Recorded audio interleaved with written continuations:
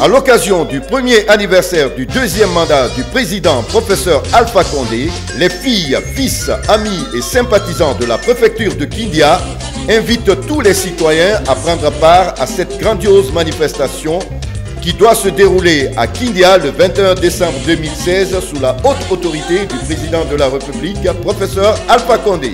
À cette occasion, toutes les filles, tous les fils et tous les sympathisants de Kindia ainsi que l'ensemble de la population guinéenne sont invités à venir massivement témoigner leur reconnaissance et leur soutien au programme de développement socio-économique entrepris par professeur Alpha Condé, président de la République depuis son investiture à la magistrature suprême de notre pays en 2010. 6 ans de mandature, 6 ans de progrès. 6 ans dans l'électrification de la Guinée. En 6 ans, en moins de 6 ans, nous avons donc réussi à faire beaucoup de choses. Le 21 décembre 2015, le président de la République a été installé dans son fauteuil de président pour le second quinquennat que les Guinéens ont bien voulu lui donner. Le 21 décembre 2015, le président de la République, comme je le disais tantôt, a été installé. Et le 22 décembre, il a lancé un second projet qui est beaucoup plus important que le projet d'aménagement hydroélectrique de Kaleta. Je veux parler du projet de Swapiti. Ce projet, non seulement il va fournir de l'électricité à la Guinée, 450 MW, mais aussi va bonifier Kaleta pour que le productible en toute saison soit acceptable, soit approvisionné. Le couple Kaleta-Swapiti va donner aux Guinéens 690 MW. 30 000 lampadaires ont été distribués dans les 304 communes rurales de la République de Guinée, plus les 33 préfectures également. Kindia, par exemple, était à 15 kV et nous allons passer à 20 kV pour la ville de Kindia. Et il va y avoir 2 sorties pour pouvoir mieux desservir cette ville. Kindia est une ville charnière, une ville importante dans l'alimentation de Conakry en énergie électrique. Le système Samou, Garafiri sont de Kindia. L'eau, l'alimentation en eau potable de la ville de Conakry vient de Kindia. Donc il est important que les populations de Kindia, comme le président de la République nous a instruit, d'avoir de l'électricité de très bonne qualité. Le SNAP a réhabilité à ce jour 3100 forages à travers la Guinée. On est à hauteur de 15 000 forages aujourd'hui déployés à travers toute la Guinée. L'année 2016 pourrait illustrer dans le secteur agricole ce qui a été fait avant, c'est-à-dire depuis 2011. De 2011 à 2015, vous savez que le secteur agricole a bénéficié, comme jamais auparavant, d'un appui direct aux producteurs. Et c'est grâce à cela que nous avons traversé la période d'Ebola sans qu'il n'y ait de rupture d'approvisionnement de nos marchés. Et cela a permis également à la Guinée de ne pas être en récession totale. C'est un des secteurs qui a été le plus résilient.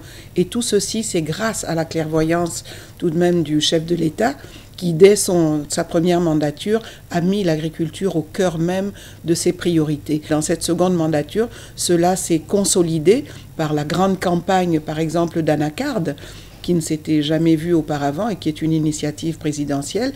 Mais à côté de cela, on peut signaler la mise en place d'une usine de production d'engrais qui va permettre aux paysans, en dehors même de l'appui gouvernemental, de s'approvisionner tout au long de l'année en produits, en intrants agricoles.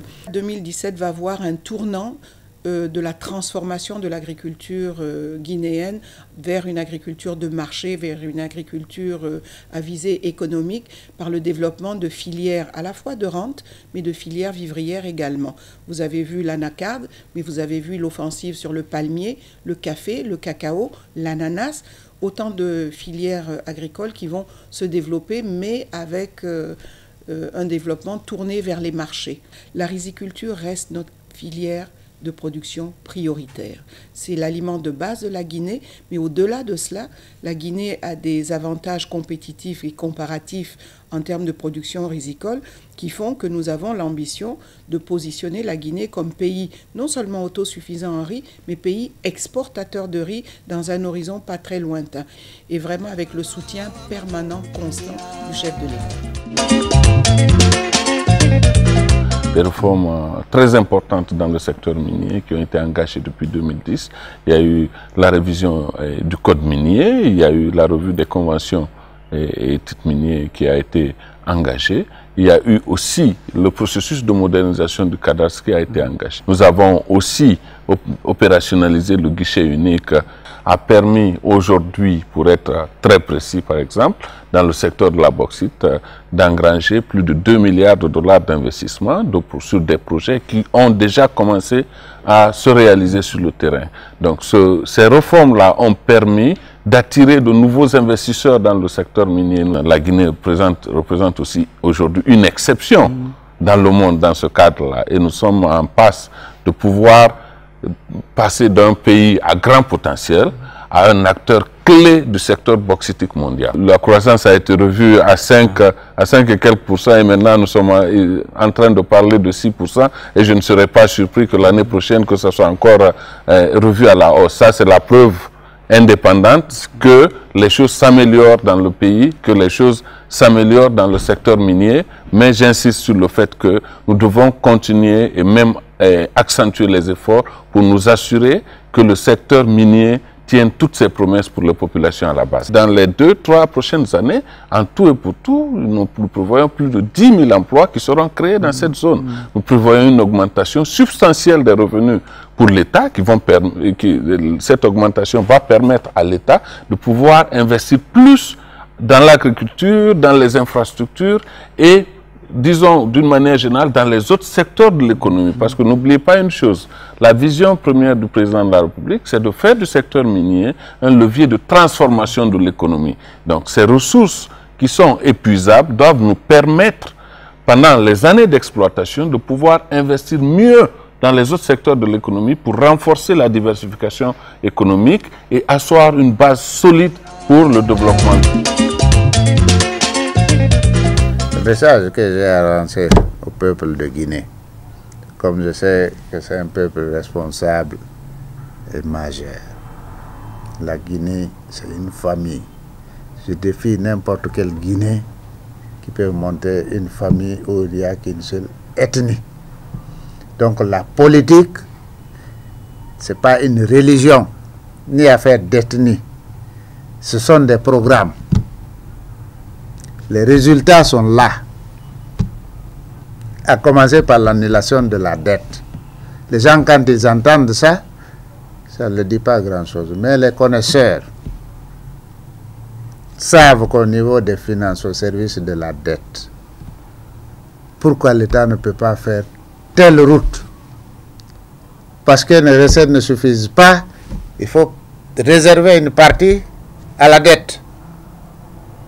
Maintenant que cette dette est annulée, les ressources peuvent être orientées sur cette route. Donc c'est l'impact de l'annulation de la dette. Ça, c'est un résultat. Ce que je viens de citer, le prix du riz, est-ce que au marché, quand tu viens acheter le riz, on te demande tu es de quelle ethnie, tu es de quel parti? Tu as besoin de carte? Qu'est-ce qui a favorisé ça? C'est l'appui qu'il a fait à l'agriculture. Donc c'est un des deuxièmes résultats. C'est-à-dire tu n'es pas endetté et tu arrives à vivre. Donc ça, c'est le résultat d'une politique. Et il y a la paix, il y a la tranquillité. Donc ce que je dois dire aux Guinéens, c'est d'accompagner celui que Dieu nous a donné.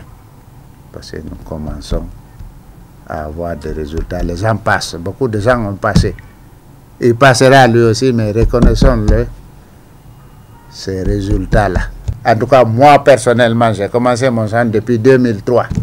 J'ai acheté l'engrais, un sac à plus de 350-400. Maintenant, c'est à 135.